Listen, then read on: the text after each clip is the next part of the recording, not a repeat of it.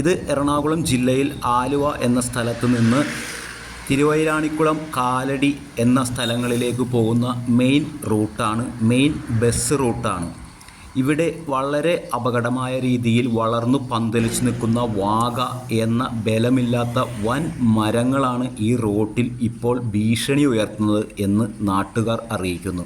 കാരണം ഏതാനും മാസങ്ങൾക്ക് മുമ്പാണ് ഇവിടെ വൻ അപകടം. ഇതുമാതിരി വലിയ മരം ഒടിഞ്ഞു വീണ് സ്കൂൾ വണ്ടിയുടെ സൈഡിൽ വീണു തലനാരിഴയ്ക്കാണ് അന്ന് സ്കൂൾ കുട്ടികൾ രക്ഷപ്പെട്ടത് എന്ന് നാട്ടുകാർ പറയുന്നു.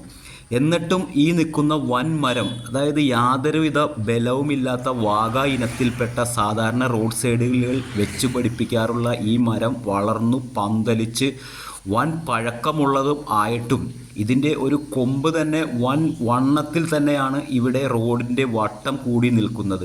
ഏത് സമയവും ഒടിഞ്ഞു വീഴാവുന്ന രീതിയിലാണ് ഇപ്പോൾ ഇതിൻ്റെ നിൽപ്പ്. നാട്ടുകാർ പരിഭ്രാന്തിയിലായതുകൊണ്ട് PWD ആലുവ ഓഫീസിലേക്ക് വിളിച്ചിട്ട് പോലും അവിടെ ഫോൺ ഡിസ്കണക്റ്റ് ആക്കി വെച്ചിരിക്കുന്ന ഒരവസ്ഥയാണിപ്പോൾ.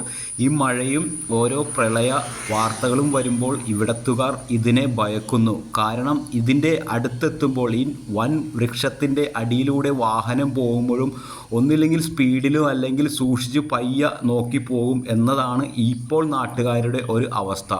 ഇതിന് പരിഹാരം കാണേണ്ടത് പഞ്ചായത്താണോ PWD ആലുവയാണോ എന്നൊന്നും നാട്ടുകാർക്ക് അറിയില്ല. ആരോട് പരാതി പറയണം എന്നുപോലും അറിയില്ല.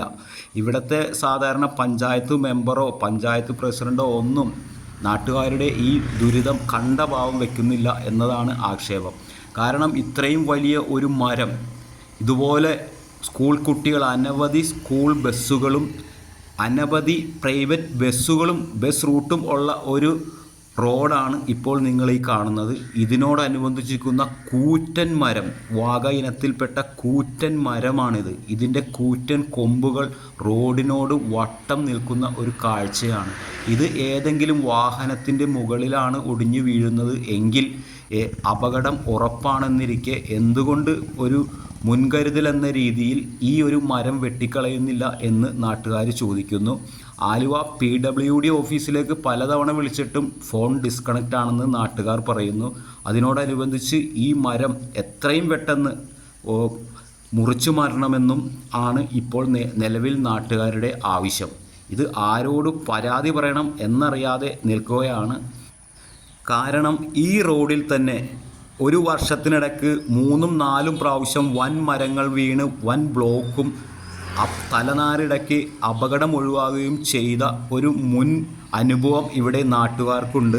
ആ അനുഭവത്തിൻ്റെ വെളിച്ചത്തിലാണ് നാട്ടുകാർ പറയുന്നത്. ഈ മരം ഏതൊരാൾക്കും ഇതിലേ പോകുമ്പോൾ കണ്ട മനസ്സിലാവും. ഈ മരം എത്രയും പെട്ടെന്ന് മുറിച്ചു മാറ്റണമെന്ന് നാട്ടുകാർ ഒന്നടങ്കം പറയുന്നു. ഇനിയൊരു ദുരന്തം ഇവിടെ ആവർത്തിക്കരുതേ എന്ന പ്രാർത്ഥനയോടെ.